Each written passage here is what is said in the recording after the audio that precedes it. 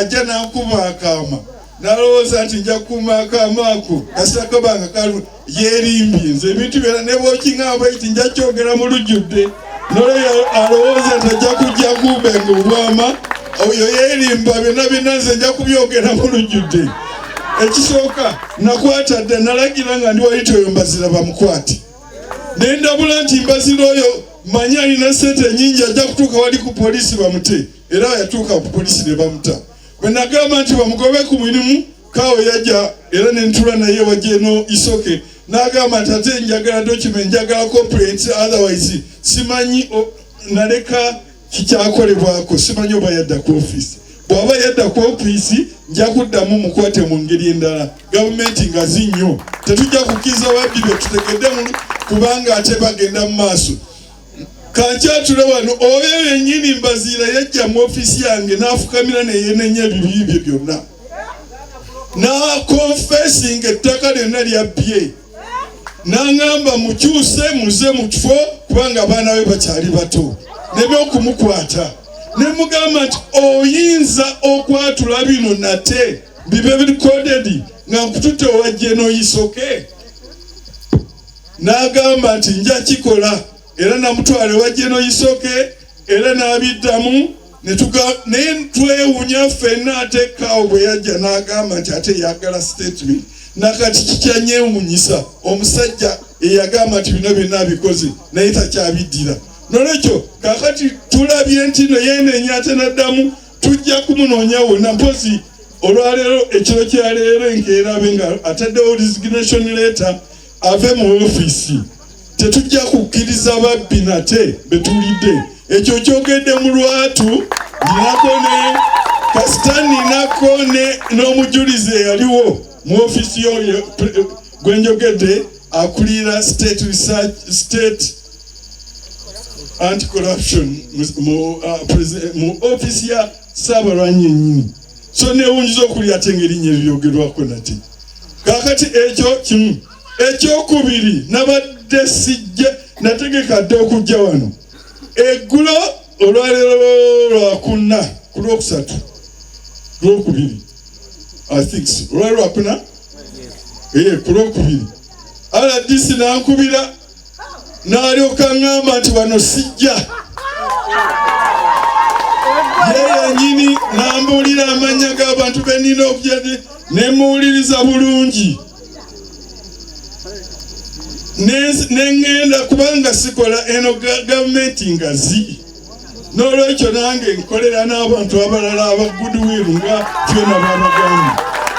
Nengamba nti gwe Minister of State for Lands portfolio ya lands RDC oba si RDC genda okola omulimu.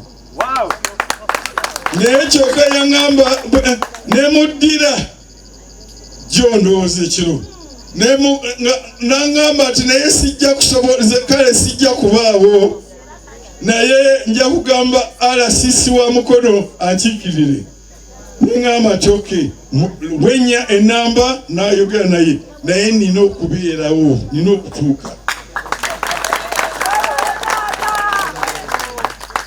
Ffe twogera kituufu twogera kaati kyanewunyisizza bwe natuuse mu ofiisi nabadde mu parliament olunaku lwonna n'ebirala byabadde bingi nnyo nabadde up to here.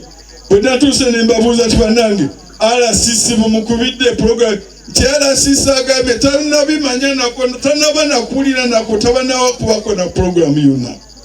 Ne ŋŋamba nti RCC oba si RCC nze Minister of Lands is my portfolio muzeeyi gye yampa Saabalwanyi njagenda.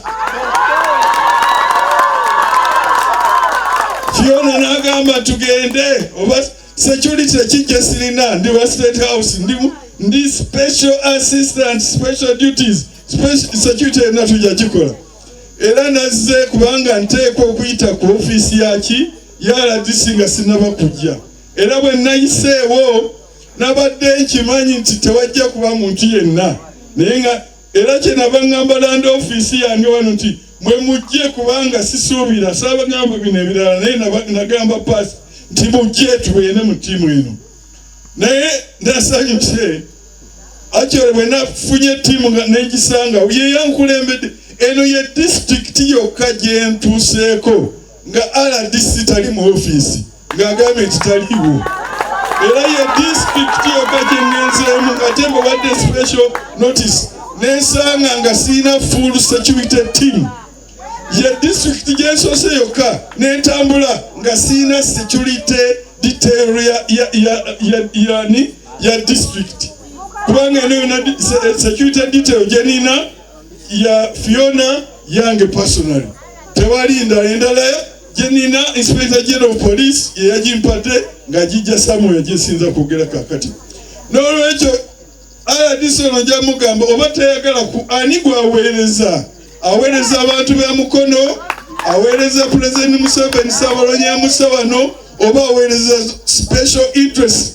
Ezo zeyayogedde n'angamba ati nkwegayiridde nnyo oba osazeewo okugenda sooka weebuze ku gundi n'ambulira amannya naye nange nze ndi musajja ali humble kigenda nti I was humble, I was polite, I said yes RDC naye nga mmanyi ekyokukola era kati ndi wano.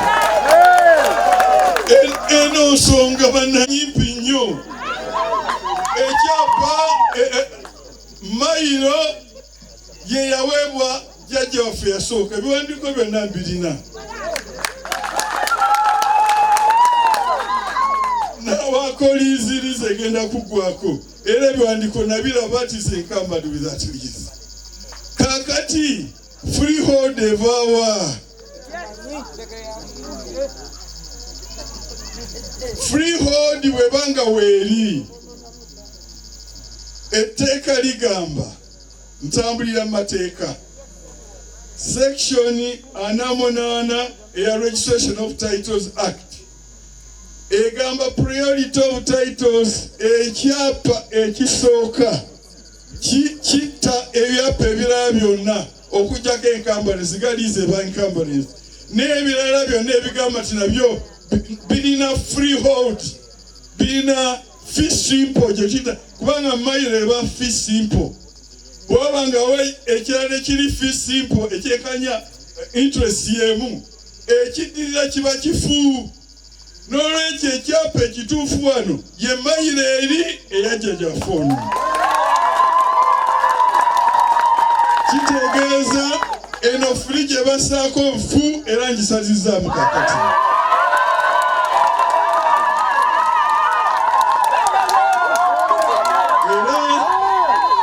Era kakati kyengenda okukola era ekyo kyogedde tewali mulala ajja kiddamu kubanga eno portfolio yange.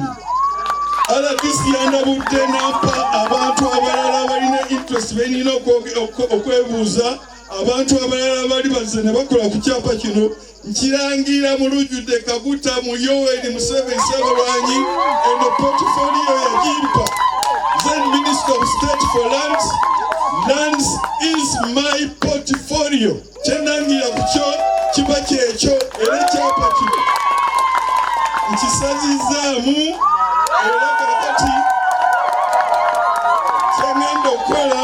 kyengenda okukola is the formality